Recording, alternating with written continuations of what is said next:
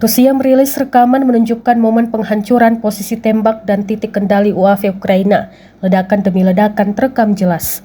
Rekamannya diunggah di Telegram Milisi Rakyat DPR pada Jumat 3 Januari 2025. Tampak artileri Kuban dari Brigade Artileri ke-238 dan awak UAV Rusia berhasil menemukan dan menghancurkan posisi tembak tertutup mortir 120 mm Ukraina serta titik kendali UAV musuh di daerah Dachnoe.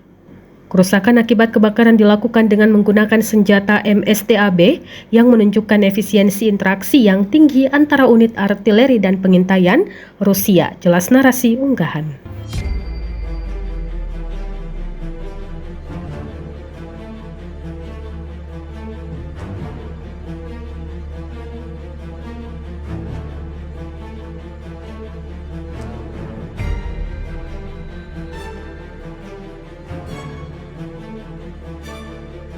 Download Tribun X sekarang, menghadirkan lokal menjadi Indonesia.